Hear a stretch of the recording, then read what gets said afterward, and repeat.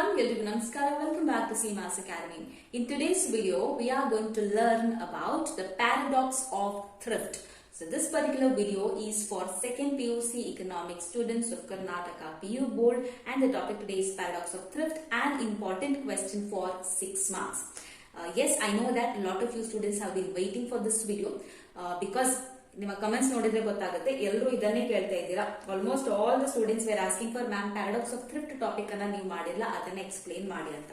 ನಾವು I know that ನೀವು text book ಅಲ್ಲಿ ಓದಿರಬಹುದು paradox of thrift, and when you have read the text book 90% of students might not have understood what is this concept about, ಅಲ್ಲ? So in this video we are going to make this concept very easy, very simple. Okay, now paradox ಅಂತ ಹೇಳಿದ್ರೆ ಏನು, thrift ಅಂತ ಹೇಳಿದ್ರೆ ಏನು, ಈ ಎರಡು ಪದಗಳ ಅರ್ಥವನ್ನ ಮೊದಲು ತಿಳಿದುಕೊಳ್ಳಿ. ಓಕೆ, ನಾವು ಪ್ಯಾರಾಡಾಕ್ಸ್ ಅಂತ ಹೇಳಿದ್ರೆ it is a statement which seems impossible but it is true. ಅಂದ್ರೆ ಒಂದು ಸ್ಟೇಟ್ಮೆಂಟ್ ಅನ್ನ ಓದಿದಾಗ ಇದು ಇಂಪಾಸಿಬಲ್ ಅಂತ ನಮಗೆ ಅನ್ಸತ್ತೆ ಒಂದ್ಸಲ ಅದನ್ನ ಓದುವಾಗ, ಆದ್ರೆ ಅದನ್ನ ಡೀಪ್ ಆಗಿ ಸ್ಟಡಿ ಮಾಡಿದಾಗ ಹೌದು ಇದು ಸ್ಟೇಟ್ಮೆಂಟ್ ಸತ್ಯ ಅಂತ ಗೊತ್ತಾಗುತ್ತಲ್ವಾ. ಅಂತ ಸ್ಟೇಟ್ಮೆಂಟ್ ಗಳನ್ನ ನಾವು ಪ್ಯಾರಾಡಾಕ್ಸ್ ಅಂತ ಕರಿತೇವೆ. ಫಾರ್ ಎಕ್ಸಾಂಪಲ್ ಹೇಳಬೇಕಿದ್ರೆ ನೀವು ಹೆಡ್ಲೈನ್ಸ್ ನಲ್ಲಿ ನೋಡಿರಬಹುದು, exercise cost a man to death ಅಂತ ಹೇಳ್ಕೊಂಡು, ಅಥವಾ ಎಕ್ಸಸೈಸ್ ಮಾಡಿದ್ರಿಂದ ಒಬ್ಬ ಮನುಷ್ಯನಿಗೆ ಕಾರ್ಡಿಯಾಕ್ ಅರೆಸ್ಟ್ ಅಥವಾ ಹಾರ್ಟ್ ಅಟ್ಯಾಕ್ ಆಯ್ತು ಅಂತ ನೀವು ನೋಡಿರ್ಬಹುದು ಹೆಡ್ಲೈನ್ಸ್ ನಲ್ಲಿ. ಫಸ್ಟ್ ಟೈಮಿಗೆ ಆ ಸೆಂಟೆನ್ಸ್ ಅನ್ನ ಓದುವಾಗ ಏನಾಗುತ್ತೆ, ನಿಮ್ಗೆ ಇದು ಇಂಪಾಸಿಬಲ್ ಅಂತ ಅನ್ಸುತ್ತೆ. ಎಕ್ಸಸೈಸ್ ಮಾಡೋದ್ರಿಂದ ಯಾರಾದ್ರೂ ಸಾಯ್ತಾರ, ಯಾರಿಗಾದ್ರೂ ಹಾರ್ಟ್ ಅಟ್ಯಾಕ್ ಆಗುತ್ತಾ ಅಂತ ಅನ್ಸುತ್ತೆ ಅಲ್ವಾ. ಬಟ್ ನೀವು ಡೀಪ್ ಆಗಿ ಆ ಕೇಸ್ ಅನ್ನ ಸ್ಟಡಿ ಮಾಡಿದಾಗ ಗೊತ್ತಾಗುತ್ತೆ ಎಕ್ಸಸೈಸ್ ಮಾಡಿದ್ದಕ್ಕೆ ಹಾರ್ಟ್ ಅಟ್ಯಾಕ್ ಆಗಿದ್ದಲ್ಲ, ಎಕ್ಸೆಸಿವ್ ಎಕ್ಸಸೈಸ್ ಮಾಡಿದ್ದಕ್ಕೆ ಹಾರ್ಟ್ ಅಟ್ಯಾಕ್ ಆಗಿದೆ. ಅಂದ್ರೆ ಅತಿಯಾಗಿ ಎಕ್ಸಸೈಸ್ ಮಾಡಿದ್ದಕ್ಕೆ ಆ ಮನುಷ್ಯನಿಗೆ ಹಾರ್ಟ್ ಅಟ್ಯಾಕ್ ಆಗಿದೆ ಅಂತ ಗೊತ್ತಾಗುತ್ತೆ ಅಲ್ವಾ. ಸೊ ಇಂಥ ಸ್ಟೇಟ್ಮೆಂಟ್ ಗಳನ್ನ ನಾವು ಪ್ಯಾರಾಡಾಕ್ಸ್ ಅಂತ ಕರಿತೇವೆ. ಸೊ ಈ ಕೇಸ್ ನಲ್ಲಿ ನಮ್ಮ ಪ್ರಶ್ನೆಯಲ್ಲಿ, ನಮ್ಮ ಕ್ವೆಶ್ಚನ್ ನಲ್ಲಿ ಪ್ಯಾರಾಡಾಕ್ಸ್ ಸ್ಟೇಟ್ಮೆಂಟ್ ಯಾವುದು, ಪ್ಯಾರಾಡಾಕ್ಸಿಕಲ್ ಸ್ಟೇಟ್ಮೆಂಟ್ ಯಾವುದು? So it is said that if all the people of the economy increase the proportion of income they save, ಅಂದ್ರೆ MPS ಇದೆಯಲ್ವಾ, ಏನು MPS ಅಂತ ಹೇಳಿದ್ರೆ we have learnt about it in the previous videos. MPS ಅಂತ ಹೇಳಿದ್ರೆ marginal propensity to save.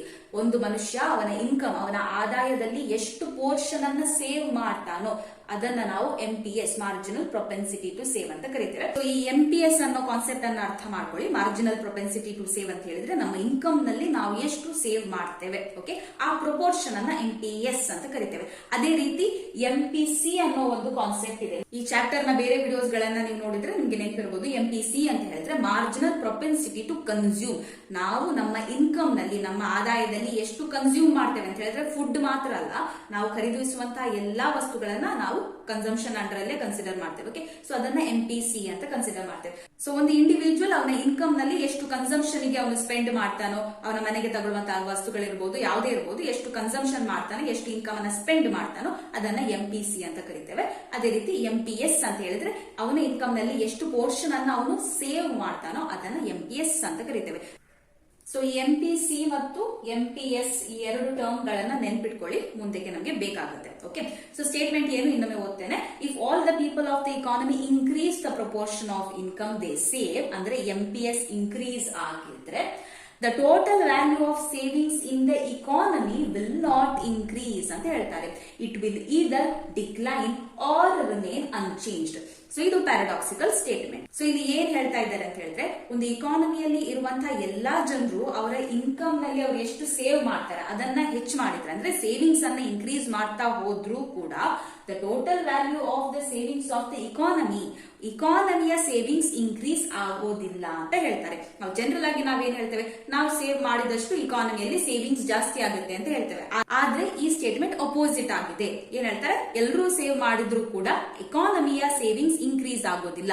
It will ಇದರ್ decline, ಕಡಿಮೆ ಆಗುತ್ತೆ, ಅಥವಾ ಅನ್ಚೇಂಜ್ಡ್ ಇದ್ದ ಹಾಗೆ ಉಳಿಯುತ್ತೆ ಹೊರತು ಇನ್ಕ್ರೀಸ್ ಆಗೋದಿಲ್ಲ ಅಂತ ಹೇಳಿದ್ದಾರೆ. ನಾವು this is a paradoxical statement. ಇದನ್ನ ನಾವು ಅರ್ಥ ಮಾಡ್ಕೊಳ್ಬೇಕು, ಯಾಕೆ ಈ ಸ್ಟೇಟ್ಮೆಂಟ್ ಅನ್ನ ಹೇಳಿದ್ದಾರೆ. ಅದೇ ನಮ್ಮ ಪ್ಯಾರಾಡಾಕ್ಸ್ ಆಫ್ ಥ್ರಿಫ್ಟ್. ಈಗ ಥ್ರಿಫ್ಟ್ ಅಂತ ಹೇಳಿದ್ರೆ, ಥ್ರಿಫ್ಟ್ ಅಂತ ಹೇಳಿದ್ರೆ ಸೇವ್ ಮಾಡುವ ಪ್ರವೃತ್ತಿ. Okay, the habit of saving for the future, ಅದನ್ನ ನಾವು ಥ್ರಿಫ್ಟ್ ಅಂತ ಕರಿತೇವೆ. ಯಾರು ತುಂಬಾ ಸೇವ್ ಮಾಡ್ತಾರೆ ನೋಡಿ ಅವರನ್ನ ನಾವು ಥ್ರಿಫ್ಟಿ ಪರ್ಸನ್ ಅಂತ ಕರಿತೇವೆ. ಸೊ ಥ್ರಿಫ್ಟ್ ಅಂತ ಹೇಳಿದ್ರೆ ಸೇವ್ ಮಾಡುವಂತದ್ದು, save for the future. So this much are we clear? Did we understand what is the statement? ಏನ್ ಸ್ಟೇಟ್ಮೆಂಟ್ ಹೇಳಿದಾರೆ ಅದು ಗೊತ್ತಾಯ್ತು. MPS ಮತ್ತು MPC ಅಂತ ಹೇಳಿದ್ರೆ ಏನಂತ ಗೊತ್ತಾಯ್ತಲ್ವಾ? ಇನ್ನು ಮುಂದಕ್ಕೆ ನೋಡಿ.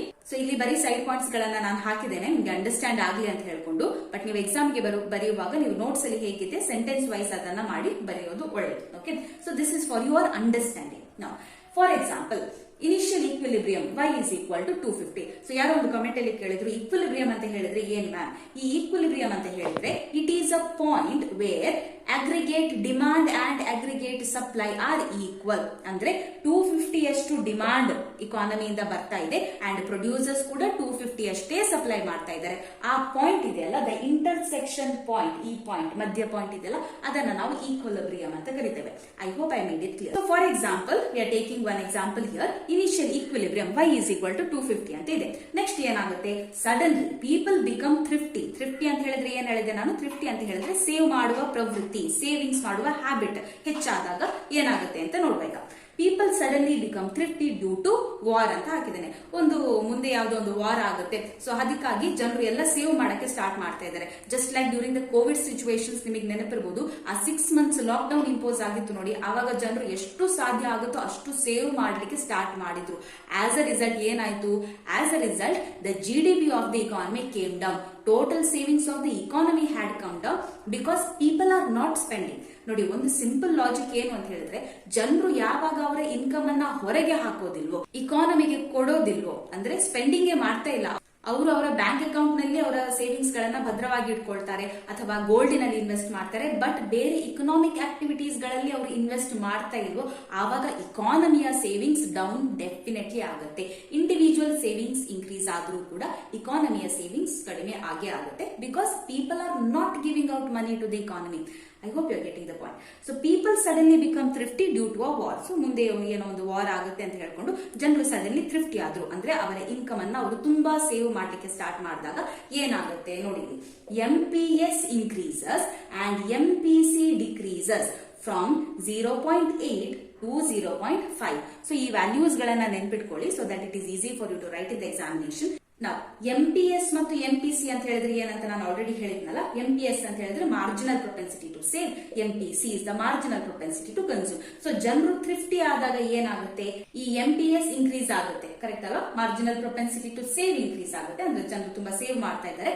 And MPC marginal propensity to consume, ಅದು ಕಡಿಮೆ ಆಗುತ್ತೆ. ಜನರು ಕನ್ಸ್ಯೂಮ್ ಮಾಡ್ತಾ ಇಲ್ಲ, ಏನು ಇಕನಾಮಿಗೆ ಅವರು ಕೊಡ್ತಾ ಇಲ್ಲ, ಹಣವನ್ನ ಸ್ಪೆಂಡ್ ಮಾಡ್ತಾ ಇಲ್ಲ. ಸೊ ಸೇವಿಂಗ್ಸ್ ಜಾಸ್ತಿ ಆಯ್ತು, ಕನ್ಸಂಪ್ಷನ್ ಕಡಿಮೆ ಆಯ್ತು. ಸೊ 0.8 ಇದ್ದಂತಹ MPC ನಾವು ಇಷ್ಟು ಕನ್ಸ್ಯೂಮ್ ಮಾಡ್ತಾ ಇದ್ವಿ ಮೊದಲು, ಆದ್ರೆ ಈಗ 50 ಆದ ನಂತರ, ಅಂದ್ರೆ ತುಂಬಾ ಸೇವ್ ಮಾಡಿದ ನಂತರ we have decreased the MPC to 0.5. Okay, so consumption ಅನ್ನ ನಾವು ಕಡಿಮೆ ಮಾಡಿದ್ದೇವೆ, ನಾವು ಹೆಚ್ಚು ಸೇವ್ ಮಾಡ್ತಾ ಇದ್ದೇವೆ. Therefore what happens? Aggregate demand also falls from 250 to 75. ಇದೆಲ್ಲ ಇಮ್ಯಾಜಿನರಿ ಎಕ್ಸಾಂಪಲ್ಸ್, ನಾವು ಇಮ್ಯಾಜಿನರಿ ವ್ಯಾಲ್ಯೂಸ್ ಗಳನ್ನ ಹಾಕಿಕೊಂಡಿದ್ದೇವೆ.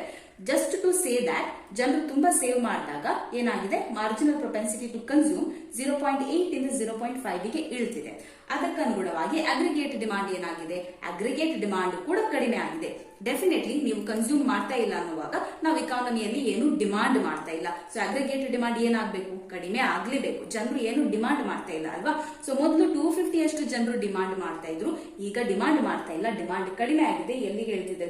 It has dropped to 75. So are you very clear with the story? This much fine. Moving on. So ಈ ತರ aggregate demand ಕಡಿಮೆ ಆದಾಗ ಏನಾಗುತ್ತೆ? Excess supply ಇಂದ market ಉಂಟಾಗುತ್ತೆ. ನೋಡಿ, ಇಲ್ಲಿ ಏನ್ ಹೇಳಿದ್ದೇವೆ? ಇನಿಷಿಯಲ್ ಈಕ್ವಿಲಿಬ್ರಿಯಂ ಅಂದ್ರೆ ಅಗ್ರಿಗೇಟ್ ಡಿಮಾಂಡ್ ಮತ್ತು ಅಗ್ರಿಗೇಟ್ ಸಪ್ಲೈ ಈಕ್ವಲ್ ಆಗಿತ್ತು ಅಲ್ವಾ? ಈಕ್ವಿಲಿಬ್ರಿಯಂ ಅಂತ ಹೇಳಿದ್ರೆ ಅದೇ, ಅಗ್ರಿಗೇಟ್ ಡಿಮಾಂಡ್ ಮತ್ತೆ ಅಗ್ರಿಗೇಟ್ ಸಪ್ಲೈ ಈಕ್ವಲ್ ಆಗಿತ್ತು. 250 ಈಕ್ವಲ್ ಟು 250 ಇತ್ತು. ಈಗ ನಾವು ಸೇವ್ ಮಾಡುವ ಪ್ರವೃತ್ತಿಯನ್ನ ಹೆಚ್ಚು ಮಾಡಿದ ನಂತರ ನಮ್ಮ ಅಗ್ರಿಗೇಟ್ ಡಿಮಾಂಡ್ 250 ಇಂದ 75 ಗೆ ಇಳಿದಿದೆ, ಹೌದಾ? ಹಾಗಿದ್ರೆ ಎಕ್ಸೆಸ್ ಸಪ್ಲೈ ಇಂದ ಮಾರ್ಕೆಟ್ ಉಂಟಾಗಿದೆ. ಸೊ ಪ್ರೊಡ್ಯೂಸರ್ಸ್ ಏನ್ ಮಾಡಿರ್ತಾರೆ? 250 ಅಷ್ಟೇ ಅಗ್ರಿಗೇಟ್ ಡಿಮಾಂಡ್ ಇರುತ್ತೆ ಅಂತ ಹೇಳ್ಕೊಂಡು ಅಷ್ಟೇ ಸಪ್ಲೈಗೆ ಅವರು ರೆಡಿ ಮಾಡಿಟ್ಕೊಳ್ತಾರೆ, ಅಷ್ಟು ಸ್ಟಾಕ್ ಅನ್ನ ರೆಡಿ ಮಾಡಿಟ್ಕೊಂಡಿರ್ತಾರೆ.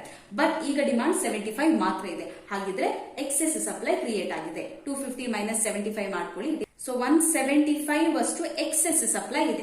ಸೊ ಇದೆಲ್ಲ ಏನಾಗುತ್ತೆ, ಇದೆಲ್ಲ ವೇರ್ ಹೌಸ್ ನಲ್ಲಿ ಹಾಗೆ ಉಳ್ಕೊಳ್ಳುತ್ತೆ. Stocks pile up in the warehouses. Pile up ಅಂತ ಹೇಳಿದ್ರೆ ಆಡ್ ಆನ್ ಆಗ್ತಾ ಹೋಗುವಂತದ್ದು. ಇಲ್ಲಿ ಸ್ಟಾಕ್ಸ್ ಅಕ್ಯುಮುಲೇಟ್ ಆಗ್ತಾ ಹೋಗುತ್ತೆ because of the less demand. So next cycle ಅಲ್ಲಿ ಪ್ರೊಡ್ಯೂಸರ್ಸ್ ಏನ್ ಮಾಡ್ತಾರೆ, they will cut down the production to restore the equilibrium. ನೋಡಿ, ಮಾರ್ಕೆಟ್ ಅಲ್ಲಿ ಯಾವಾಗಿದ್ರು ಇಕ್ವಿಲಿಬ್ರಿಯಂ ಸಿಚುವೇಶನ್ ಇರಬೇಕು. ಅಂದ್ರೆ ಎಷ್ಟೇ ಅಗ್ರಿಗೇಟ್ ಡಿಮಾಂಡ್ ಇದೆ ಅಷ್ಟೇ ಅಗ್ರಿಗೇಟ್ ಸಪ್ಲೈ ಕೂಡ ಇರಬೇಕು ಅಲ್ವಾ, ಆಗ ಮಾತ್ರ ಅದೊಂದು ಬ್ಯಾಲೆನ್ಸ್ ಮೇಂಟೈನ್ ಆಗುವಂತದ್ದು. ಬಟ್ ಈಗ ಏನಾಗಿದೆ, ಡಿಮಾಂಡ್ ಕಡಿಮೆ ಇದೆ, ಎಕ್ಸೆಸ್ ಸಪ್ಲೈ ಇದೆ. ಮಾರ್ಕೆಟ್ ಅಲ್ಲಿ ತುಂಬಾ ಗೂಡ್ಸ್ ಗಳು ವೇರ್ ಹೌಸ್ ಅಲ್ಲಿ ಹಾಗೆ ಉಳ್ಕೊಂಡಿದೆ. ಸೊ ನೆಕ್ಸ್ಟ್ ಸೈಕಲ್ ಅಲ್ಲಿ ಪ್ರೊಡ್ಯೂಸರ್ ಏನ್ ಮಾಡ್ತಾರೆ, producer will cut down the production so that the equilibrium is restored. So ಈಗ ಬರೀ 75 ಅಷ್ಟೇ ಅಗ್ರಿಗೇಟ್ ಡಿಮಾಂಡ್ ಇದೆ, ಅಷ್ಟು ಮಾತ್ರ ಡಿಮಾಂಡ್ ಬರ್ತಾ ಇದೆ ಅನ್ನುವಾಗ ಪ್ರೊಡ್ಯೂಸರ್ಸ್ ಕೂಡ ಅವರ ಸಪ್ಲೈ ಅನ್ನ ಕಡಿಮೆ ಮಾಡ್ತಾರೆ. ಅವರು ಕೂಡ ಅಷ್ಟೇ ಪ್ರೊಡ್ಯೂಸ್ ಮಾಡ್ತಾರೆ, ಯಾಕಂದ್ರೆ ವೇರ್ ಹೌಸ್ ಅಲ್ಲಿ ಇರುವಂತಹ ಸ್ಟಾಕ್ಸ್ ಕೂಡ ಸೇಲ್ ಆಗಿ ಹೋಗ್ಬೇಕಲ್ವಾ. So depending on that they will also reduce or cut down their production. ನಾವು ಪ್ರೊಡಕ್ಷನ್ ಕಡಿಮೆ ಆಗ್ತಾ ಇದೆ ಅಂತ ಹೇಳುವಾಗ ಈ ಪ್ರೊಡಕ್ಷನ್ ಫ್ಯಾಕ್ಟರ್ಸ್ ಇದೆಯಲ್ಲ, land, labour, capital, organisation, especially labours.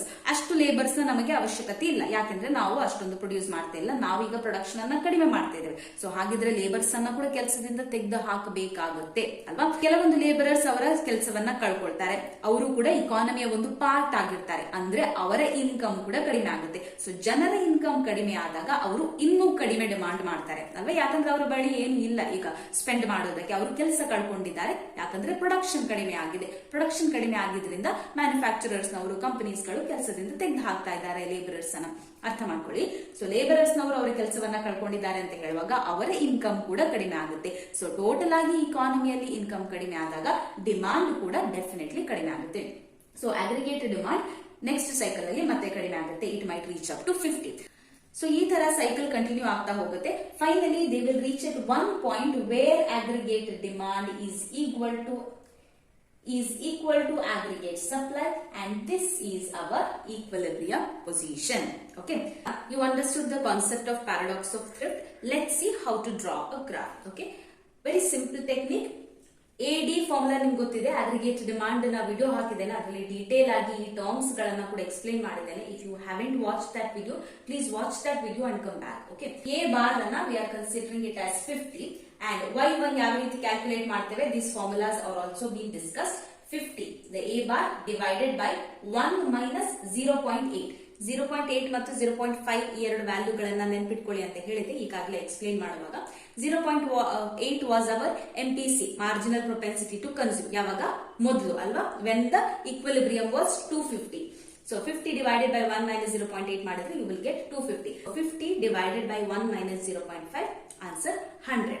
Now make the graph here. First what we have to do, we will draw a 45-degree line for the supply. Okay, so this is the 45-degree line which is the aggregate supply line.